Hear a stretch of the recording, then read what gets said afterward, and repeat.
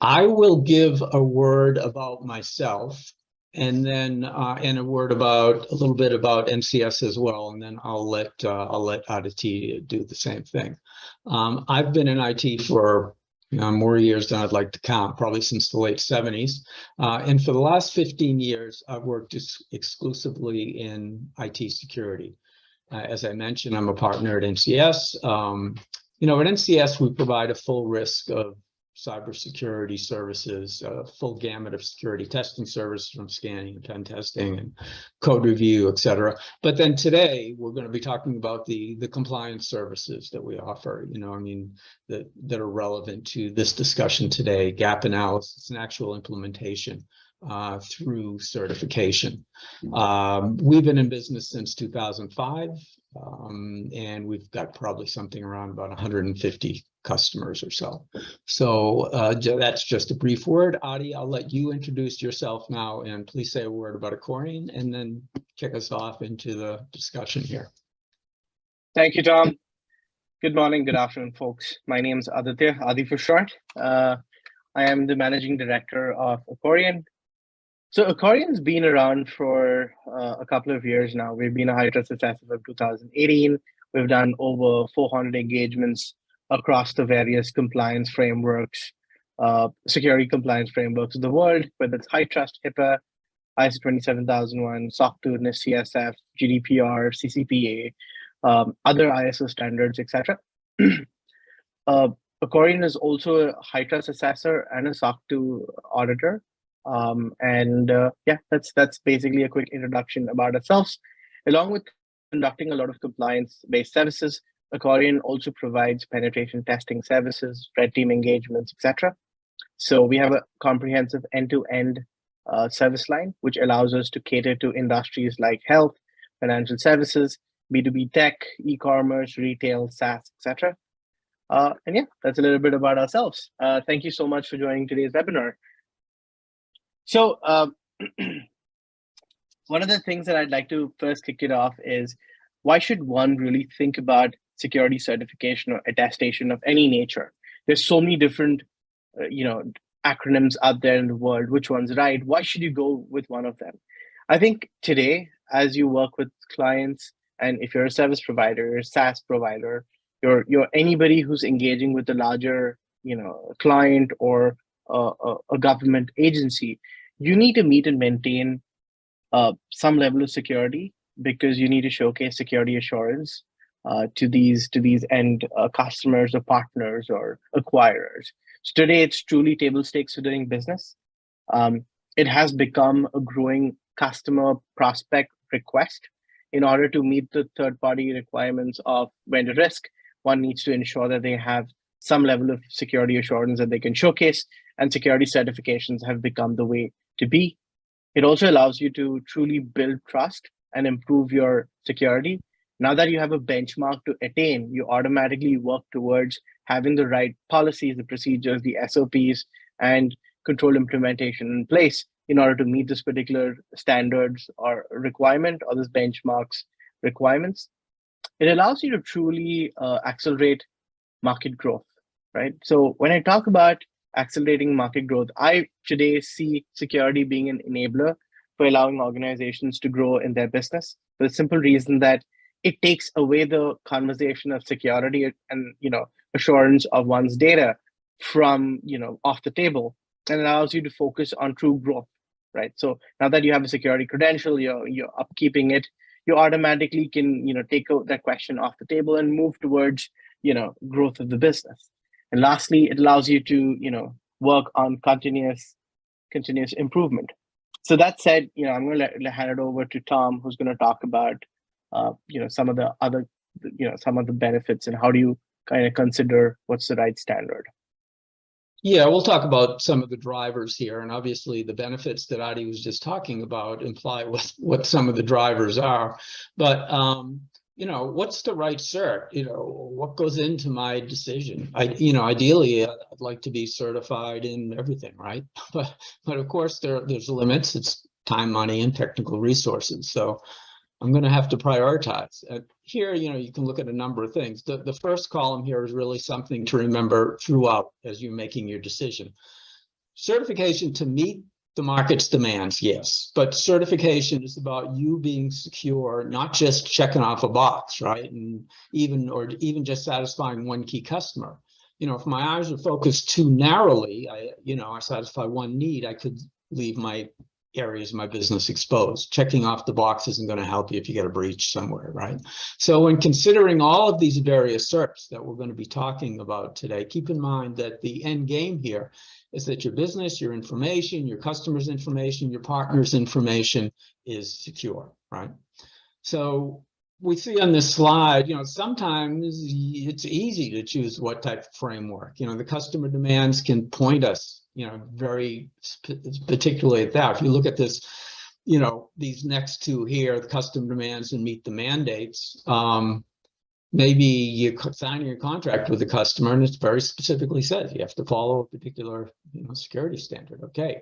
Or I'm providing parties to a third service. I just signed as a service provider to large e-commerce provider. Okay. PCI. There's a PCI demand. Done. That's the one I need, or I need at least that one. Or I'm crunching data for a healthcare provider now. Okay. I'm flooded with PHI, HIPAA. Done. Need that. Or I'm going to be, I've recently acquired a lot of European customers. I'm going to maintain PII. Right? Well, GDPR better be in my solution somewhere. Or I'm going to do work with federal agencies. Okay, now we're in the whole world of NIST and all the other FedRAMP and the other things associated with that. So sometimes, we can get very specific directives from some of the mandates we have in the business. It says here, sales department, take the issue off the table. That may be the key driving factor in most businesses. The salespeople come to us and say, if we want to sell into this marketplace, we need to have the following certification. Please take it off the table so that isn't part of the negotiation that we're going to do. By the way, and that leads us into the bottom here where it says final decision. Is it IT's decision? Nowadays, picking the compliance is rarely an IT only decision, right? This isn't like, when I figure out what's the best firewall, or, do I do log monitoring in-house or out of house, right? No, this is a business decision that's made in conjunction with sales, marketing, corporate. In a lot of cases, you even see this decision made at the board level, depending on what's going on in your business. And of course, if you are the IT department and you're leading this, it's in your best interest to get as many folks involved, because at some point you're going to look at, the commitment this is going to take from your business in time and money. And in most cases, you're going to need some cooperation with that business in order to get that budget and get that cooperation with resources. Okay. That's something you'll be considering when you look at the different things. What will the commitment look like from my side? So, and then here, it's, the one that talks about showcasing security compliance to partners and clients.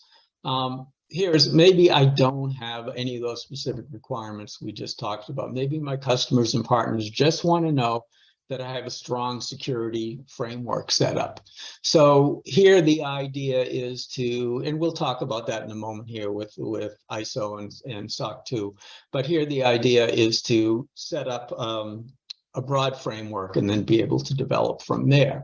So in continuing with that, you can see that what we've been talking about here, some of the key drivers that we've been talking about here are specifically this industry focus. What is the industry focus, and what is the data that I'm trying to protect here? We mentioned before, I mentioned if you got healthcare, okay, HIPAA, you got e-commerce, you got PCI, you want to supply federal agencies, you FedRAMP, NIST, all of that information that's going on. Geography is also a consideration. Where are your customers? Where are you trying to get certified? Certainly, if you're looking at the different certifications, an ISO certification, since it's an international standard, is going to travel better than a SOC 2 standard. If you have European customers, then it's GDPR, right? So, that's a consideration. And of course, the base information we're talking about, be it, privacy information, be it healthcare information, be it credit card, drives it as well. Size of your organization is going to, you may have multiple for instance, multiple SOC 2 certifications within the organization in different locations. That's also something to consider. But, you know, what we point out here, this thing about the base standard, that's what I started talking about in the last page. You know, it's quite often these days where your business is going to need multiple certifications, right? So, you know, more and more common every day. So if that's the case, where do I start, right? Well, let's start with a base standard, you know, something NIST, HIPAA, SOC 2, and then set that up and pivot from that into the other ones I need. Now, why are we going to pick, you know, why are we specifically going to pick, I mentioned ISO and SOC 2. Why are we going to pick those for the examples we're giving next? I'm going to leave that to Adi discuss, because you'll see here setting a base framework and then having the ability to pivot there to some of the other ones that we're, some of the other standards that we're talking about. Aditya, I'll let you first talk about all of these different compliances and how they fit to industry, and then a word about SOC and ISO. Sure. So coming to industry and compliance frameworks, how does one really understand, you know, if you're a, you know, banking and financial services company, what are the credentials that you have to go and attain? If you're in health, which ones do you do? If you're SaaS, technology, or MSP, which one do you kind of go with? So I'll start with banking and financial services. I think SOC 2s have become the de facto standard. ISO, if you're a global company, the NIST CSF, of course, to showcase maturity, GDPR and CCPA for privacy, and PCI DSS if you're taking in credit card information in any form, or you support credit card payments. Same thing for similar for SaaS, except that for SaaS you might have, you know, the health-based frameworks also coming into picture, or you might have FedRAMP that might come into picture. You may have CMMC based on type of data you consume. So it's all based on, if you're taking in health data, then it's HIPAA high trust. If you're looking at, you know, if you're taking in government information or classified, unclassified information, it can be CMMC, FedRAMP, it can be the NIST 853, etc. And so I've kind of laid it out here. Hopefully this kind of helps you understand which is the right framework. That said, this is not a full list. It is just a representative list of what certifications or credentials one should attain. Only a few of them have certifications that have been listed here.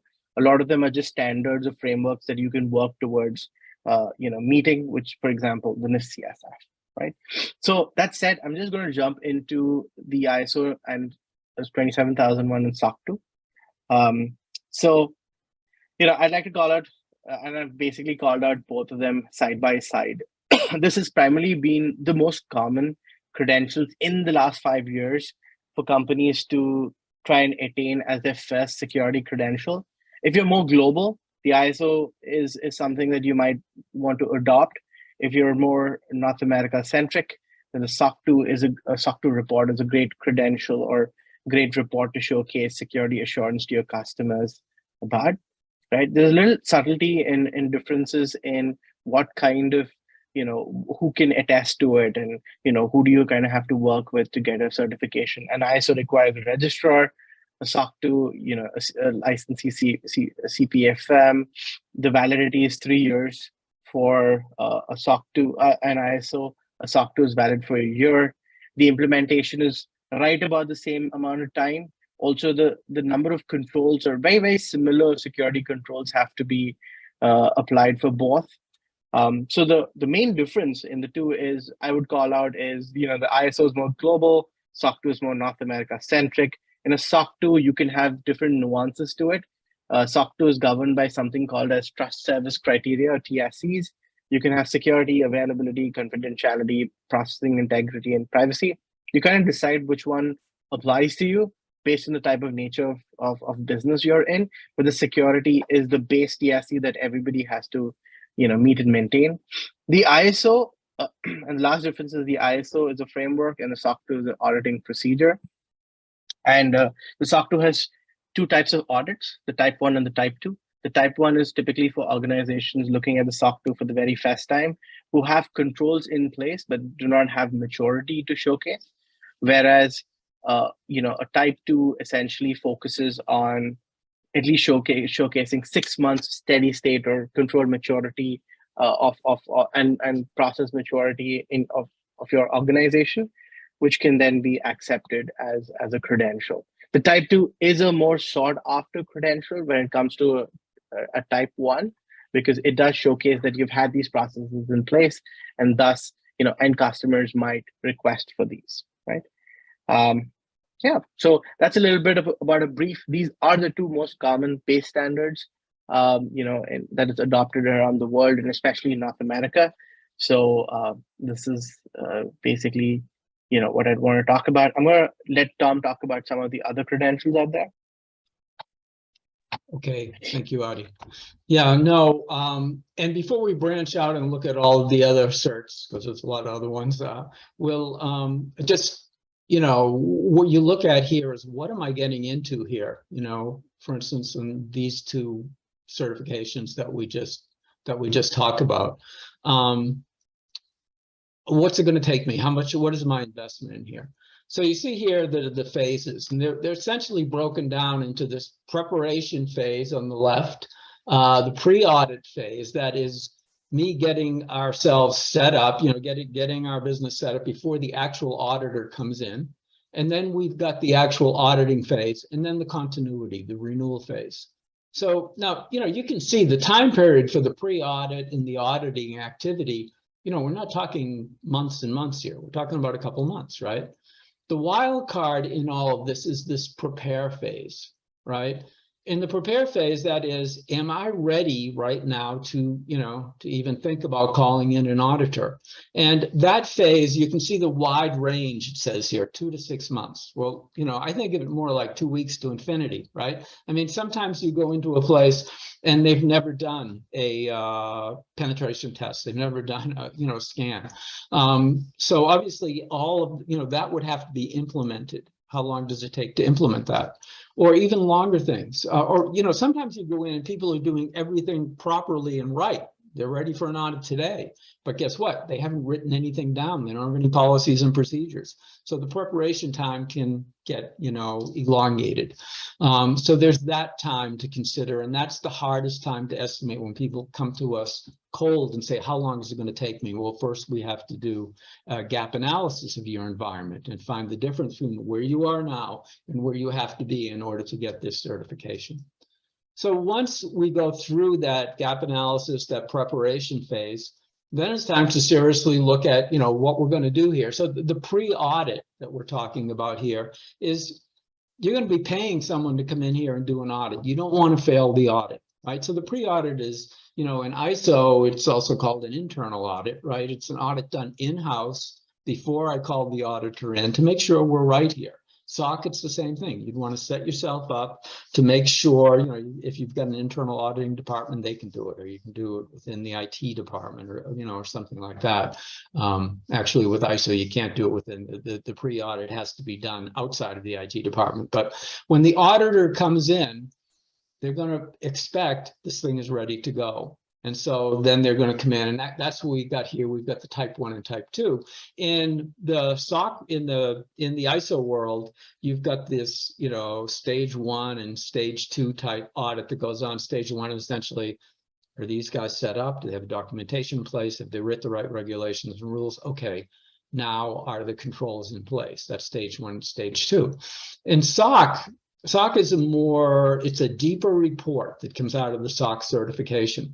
So in SOC, you're going to do this type 1 activity, which is coming in to see if you've set up everything fine, see if it's working. But then this SOC 2 report that comes out sometime later. You can see we've got up here a maturity period of around 6 months that this comes out, right? Sometimes later.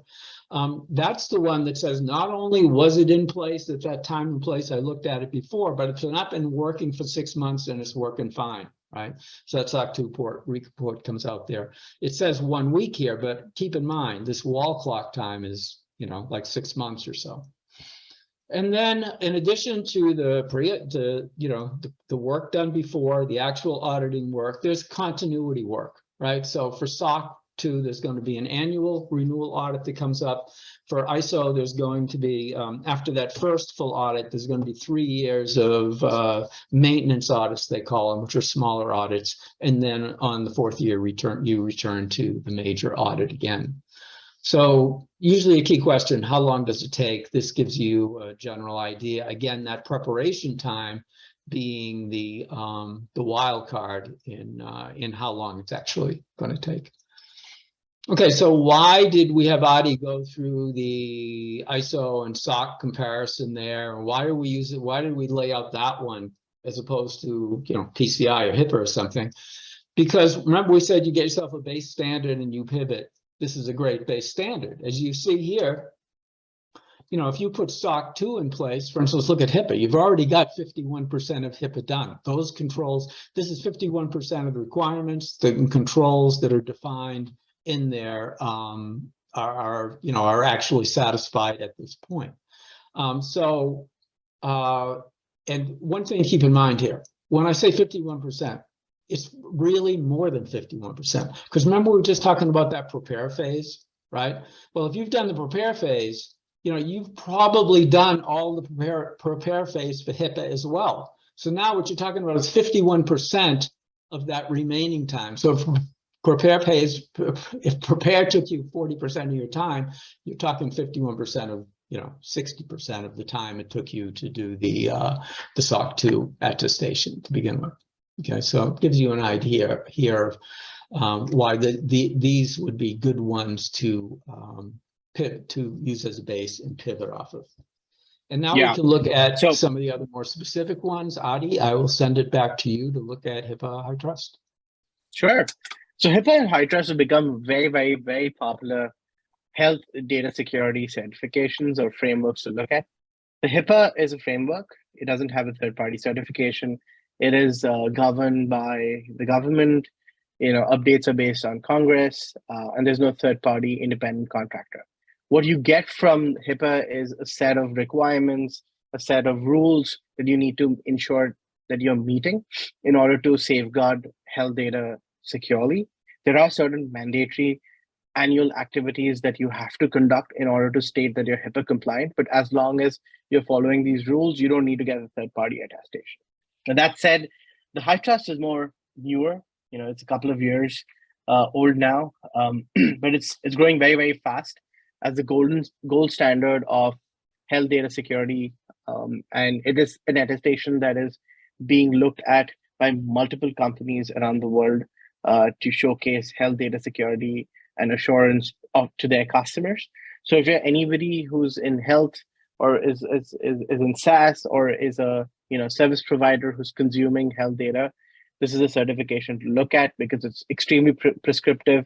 It has more robust security requirements. It is updated often, at least annually, and that is a third-party independent assessment that one has to go through to showcase high trust, meeting high trust requirements. Thus, it's more sought after, right? So that's a little bit on health. I want to talk quickly about why do high trust in generally, and that's the next slide, which is like I was saying, if it's security in general and security certifications today, this fast becoming table stakes for showcasing security assurance to your customers. So this is allowing you to showcase your company's security, its posture to internal and external stakeholders. It has become table stakes for doing business, whether you're a healthcare company who's doing or a SaaS provider who's coming in contact with health data. You need to be able to showcase a high trust certification because it's something that is being governed by the larger insurance brands and health systems. So whether you're working with Aetna, Express Scripts, Humana, they all require the vendors to meet high trust requirements. It also, by virtue of you meeting high trust requirements, you also might be requiring your third parties, which is actually the fourth parties for these end customers to meet high trust requirements. Right? High trust is fast going beyond healthcare. It is being adopted by Sabre for showcasing travel data security. Right?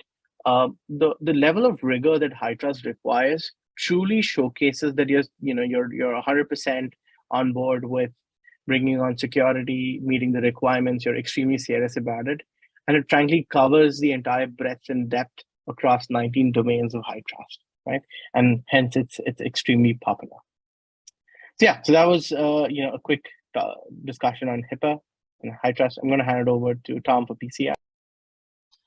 Yeah, just a quick word on PCI. PCI is a good example of a certification which you can have multiple levels of certification. So PCI, by the way, is the certification that's given for companies that are managing credit card information, cardholder data. So you don't process a credit card unless you have a PCI cert, or if you do, then you're going to get majorly fined, for doing it. And nowadays it's really, you don't even provide services to a company unless you've got a good PCI cert. I mean, if I'm an e-commerce company handling credit cards, I have every year I have a PCI QSA coming in doing an audit against me, right? That auditor is going to want to know, hey, this third party you have is accessing your information. Are they PCI certified? And I can argue with them and say, well, they don't really look at the card holder data. They're just down here looking at some output from our printer. They've got nothing to do with it. I can either argue with the auditor, or I can just say to every third party that comes into my business, I want a PCI cert from you, right? And then when the auditor comes in, he just sees all the third party certs and he's done. So nowadays, this PCI thing isn't really just if you're maintaining cardholder data. It's if you're even playing with a company that has cardholder data. And you can see here the different levels of certification. This level 1, this is actually a little misleading here. It's generalization. It's not just these number of transactions. Anyone who is maintaining and holding in their database cardholder data, or who has in the past been breached, or who their acquiring bank just says you've got to have a level 1, has to have this report on compliance. This is a full QSA audit, and it's a full audit in the same way that we talked about the audits of SOC and ISO before. Now, if you're actually not the company that has the cardholder data, you're just participating in some aspect of e-commerce, then you can have an SAQ assigned to you here. And these are various levels of self-assessment questionnaires. Some of them are very simple. You just fill out a form and you're done. So this is an example. PCI is a good example of a certification which different levels are defined for how you interact with the information which is trying to be protected. So that's a quick idea of PCI. All right, so we've been talking about certification, right? Now, there's lots of ways you can be certified. Some of the other ones are shown here. Not all security solutions you implement get certified, right? These are, what we're talking about here are general frameworks that I can implement. And the language gets a little muddled and overlapping here between, the way we use it. Technically, SOC 2, for instance, is a security framework. And then the audit that within it is the certification for that particular implementation. So you can get a cert, you can get audited against that particular certification. Can I get a certification for NIST 800-171, which Adi will be talking about in a minute? No, I can't. That's a framework. So does that mean a framework is less secure than something I can get certified? Absolutely not. Right. That's why I said the language gets a little muddled here. The framework is there as guidance to help your business, understand, manage, and reduce your cybersecurity risk as best it can. And then it may be certified. So, for instance, ISO is a good example, right? We said ISO 27001 is a framework of an ISMS, right? The actual controls that you implement within the framework aren't even in 27001. They're in a company standard called 27002. That's got all the controls that have to be in place, the appropriate controls. But I can get ISO 27001 certified and not use 27002. I could use the NIST controls, right? So the framework is the ISMS telling you what to do, and then there are specific controls to get implemented within that framework. And that's usually where the certification comes into play. So flexibility within framework. So frameworks, right? And all of these security solutions we're talking about have our frameworks. Frameworks lay out the best practices to help you decide how to implement the security standard for your company, right? And some of the examples you see here. So, we can just run through a bunch of these. for instance, NIST 53 is for a federal agency that wants to get certified, where 171 is for you're not a federal agencies, but you're interacting with federal agencies. FedRAMP is again a federal standard under NIST, and it's for cloud implementations. Can I get certified in FedRAMP? Yes, actually can. There's a lot of these things associated with here. CMMC, the one down the bottom here, is also federally related. That's the Department of Defense for, if you're going to play with defense contractors. You see a number of ISO numbers here. So that ISO 27001 is part of the ISO 27000 family, right? So like 22301 is the cert for business continuity management. You want a particular certification that shows if there's disaster recovery, you've got something in place. 27018 is for cloud management. 31000 is, it's just privilege and guidelines for risk management. So there's a lot of different ones that can be associated. We see COPA in here. That's the Child Protection Act to keep children from accessing certain things. So, we could spend days here talking about this. We know you don't have days, so we're highlighting the key activities here.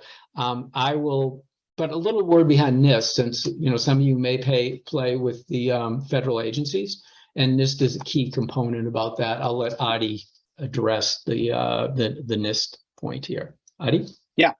So the NIST CSF was something that was formulated by the government because they started to see a lot of attacks on critical infrastructure in the US, right? So it started to become, a well sought after credential or a framework that one needs to look at while assessing what is their current maturity at. So for me, I personally look at the NIST CSF as the answer to understand what is my current maturity as an organization. There are 5 domains: identify, protect, detect, respond, and recover. As you can see, the last 3 are all about, response and, detecting when things are going amiss, right?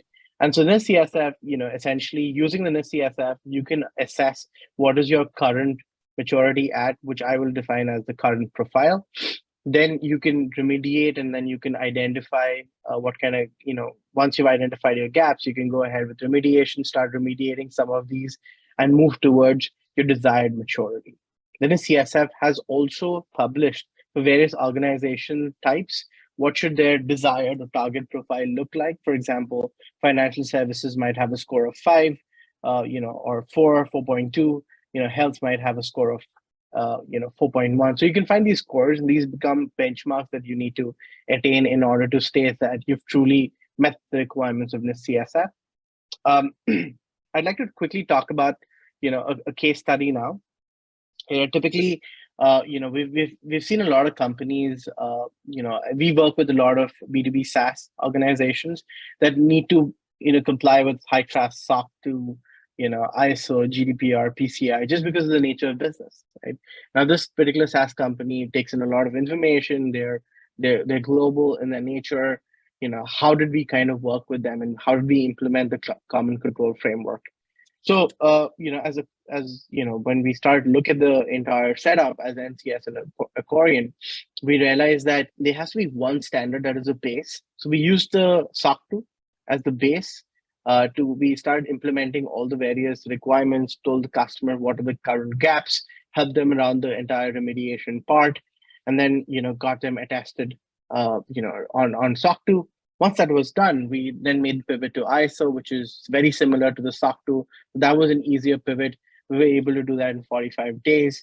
And from there on forth, we went to high trust, PCI, and GDPR. So the ability of us to, once we had at least 1 or 2 credentials in place, there were a lot of the common stuff already in place, your security policies and procedures, your security workflows, SOPs, technical controls like DLP, MDM, 24/7 security monitoring, they're already in place, right? So, meeting requirements of these newer standards was so much more easier. So, that's when we realized that we were able to save a lot of time for the customer, reduced a lot of audit fatigue, because the moment we met, SOC 2 requirements, we knew the ISO is going to be much faster. and then the evidence was very similar. The high trust was on similar lines. Once the two frameworks or standard SOC 2 and ISO were attained, the delta to kind of meet high trust was a lot lesser. So kind of used one as a base framework and pivoted to the common control framework, and saved a lot of time for the end customer. And that kind of enabled them to meet all these requirements in less than 8 months, which was I'd say in record time, right, in the world of security. Now that said, I'd like to quickly talk about how 2022 is very different this year, right? And this is a very special year. So 2022 is truly the year of changes. The SOC 2 has a new version coming up, the SSAE 21. The ISO has a new standard coming out. The 27002 is already out. The 27001 is also coming out soon. PCI had a new framework or a new standard that's come out. Organizations have 2 years to meet these requirements. So the PCI 4.0 has come out, and High Trust came out with their new version, which is High Trust version 9.6, right? So a lot of changes. This only means that organizations now have to figure out if they're already truly, already attested or certified. They have to figure out what is the delta between their current, framework or standard vis-a-vis the new framework. You can get this information online, of course, and then conduct a very quick analysis to understand whether they're going to meet the new requirements or not. If they're not, when they should start remediating or implementing the new additional controls that these standards and frameworks require. Because when it's time for the recertification or reassessment, those would come into picture, right? So that's 2022 as a year. All right, so now I'm just going to, Tom and I are going to talk about some of the common challenges and how can we help. Yeah, thank you, Adi. By the way, Adi, I think that was a great example with the NIST and CSF. It hammered home a lot of the things we said about, using the base strategy to pivot to the other ones. And, why would I implement a framework if it can't be certified? I thought that was a really good example of bringing all those ideas together. Yeah, and this is just common challenges and how we can help. I think that most of these challenges on the left-hand side are probably recognizable to the folks that we're talking to today. We don't have to go through every one, but you can see it's the complete gamut of security services, from very simple things like vulnerability scans to more involved activities, all the way through providing actual staff, virtual CISO staff, things like that. So it's the whole world of security risk assessment, the implementation of it, and the ongoing maintenance of it. On the right-hand side, you see the type of services that get delivered. Note that some of these are personnel services, and some of these are actual products that are associated with ongoing work that can augment your staff on an ongoing basis. Adi, do you want to say anything else about these common challenges? Yeah, so I think the common challenges kind of reflect everything that organizations need to have in place if you're doing any certification or trying to meet any framework. You got to have security policies, and you got to do a risk assessment. You need to have the right technical tool implementation, whether it's MDM, DLP, antivirus, awareness training, gap assessment, yada, yada, all of that stuff. Now, as a Korean NCS, we've worked with dozens of customers trying to help them with end-to-end implementation services. Start from the very basics of scoping, gap analysis, remediation advisory, penetration testing. You need your policy procedures written up. We've typically helped them, security audit services, whether it's ISO 27001, High Trust, SOC 2, etc. We've helped them out with. So there are different ways how we can help organization, or like Tom mentioned, you might have short-term security talent requirements, whether it's vSecurity team, whether it's vCISO services. We do a lot of staff augmentation as well for short services or short durations of time, which typically meets the requirement of you attaining your next credential, right? And we have our own in-house portal as well, which is GoReco, which is for security, compliance, maintenance, and sustenance. So in a shell, we've basically helped a lot of companies. We can help with any security compliance from start to finish.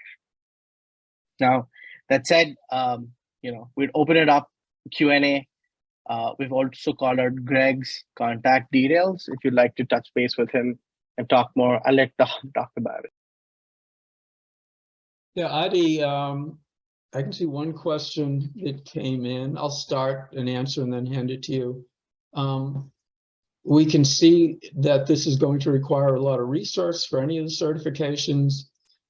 How do I compare do it myself versus getting outside assistance? Well, that's of course a question we love to answer. First of all, if you choose a partner, get clarification, specific clarification from them about what their involvement is going to be and what your involvement is going to be. The idea of you just giving this to a third party probably isn't the right idea. You're going to have to cooperatively working with these folks. Nobody is going to know your business like you do ever, no third party, right? So find out what it is you can do in-house and how best you leverage that third party you're bringing in. For instance, when you're in that preparation phase, you're doing the gap assessment, maybe you don't have any documents, and maybe documents are easy for you to write. So you're going to write those documents yourself, and maybe the third party can give you templates for those documents. But maybe there's something more involved. Maybe you have to implement security monitoring, a log monitoring, and you haven't done security monitoring before. Maybe that's something you want to have the third party assist you with, or vice versa. Maybe you want the third party to do the documents. So I would say if you're involving yourself with a third party, get very clear about about what you're going to do and what they're going to do. Hey, third party, are you going to do the certification? Are you going to hold my hand during someone else doing the certification? Get everything exact, because there's a lot of aspects to this. Adi, we'll let you comment as well. Yeah, no, absolutely. I think it's about, I'd also talk about what kind of deadlines are you working with, right? Typically, if you have, a lot of time, if you're trying to, meet it across a couple of months, a couple of years, of course you have time, the luxury of time. But if you're trying to, if you're in a small short deadline, then you of course need the experts. And that is where I would suggest working with partners as much as trying to figure it out yourself, because they can come in and do the implementation, help you through the entire thing, and be in the trenches truly with you to kind of get you to from start to finish and get you certified. And that's my 2 cents on there's also the ongoing, right? Like keeping it maintained and solution for that as well, right? So we have a solution in place, or a software solution in place to automate that for them as well. Right. No, absolutely. And essentially our automated solution enables organizations to all the time understand, are they still meeting high trust requirements? Sorry, not high trust, SOC 2 requirements or ISO 27001 requirements, or are they meeting NIST CSF requirements? You can get a real-time analysis of where you at from your security compliance posture and whether you're still meeting these requirements. All right, so Tom, there's one question that I see here, which is we're a fintech, and we're a fintech SaaS. We're a fintech SaaS, and we need to meet SOC 2 and PCI. Right? What do you recommend first, and how do we go about it? Okay, go ahead. So I'll take the question first. So essentially, I'd start with understanding, what do you kind of have to meet first, figure out that deadline with business, right? Do you have to get your SOC 2 first because a lot of customers are asking for it, or do you need your PCI first because that's what your acquiring banks are, asking you for, because that's your mode of accepting payments. So I think it's first typically very, very important to understand which is the more bigger burning issue that you have to meet. That said, you can always power through, using consultants or, companies like ourselves to try and meet your next credential. But that said, understand what kind of deadlines you're working with before, signing up for either of the two, right? You can pivot. There is a lot of mapping that, we help organizations figure out. But, that's what I'd have to say. Tom, what are your thoughts? No, I mean, I don't have anything to add to that. I think you've stated that well and concisely. So, in interest of time, maybe we'll just take one more question. I can see this is expensive. Can you give me an idea of how much this is going to cost? Well, boy, that it is. I mean, the range, I'll let Adi speak to some of the ranges he's seen in cost. But essentially, when we talk about cost, you have to think of the cost of the certification. You have to think the cost of engaging a third party if you've engaged a third party. But and then the cost of the personnel, the hours you're applying to it. And then very important, the preparation phase where you're overcoming the gap that you have during the gap assessment, you're implementing new technology. So based on that, the costs are all over the place. Adi, I'll let you just comment on what you've seen in, most of your cost range. Yeah, no, absolutely. You're absolutely right. I think there are a lot of costs that one needs to factor, whether it's consultant costs, whether it's true implementation costs, whether it's procurement of security solutions. It could be a couple of thousands, to start with, and can grow significantly based on the size of your company and the kind of certification you're trying to meet. That said, try and get an all-in estimate, a fixed number as to where, how much is it going to cost for you to, get to your SOC 2 or NIST or high trust. That way it allows you to plan and budget internally better rather than making it a very variable cost. So try and work with vendors who can provide you that, guesstimate or, some sort of final range after very quick preliminary analysis of where you at in your security journey. Just allows you to, be better prepared and not have surprises at the end of the day. So yeah, it could be a couple of thousand, it can be a couple of tens of thousands as well of dollars. So, it grows fast, but it all depends on what certification and what is your current security posture at. Yeah, well stated. Well stated. Okay, well, I think we're probably beyond our scheduled time here, so we'd like to thank everyone for participating today. You can see the contact numbers on the screen for those of you who would like to follow up. We hope you've enjoyed this and gotten some great information from it. Thank you very much. Bye. Thank you all. Have a great day.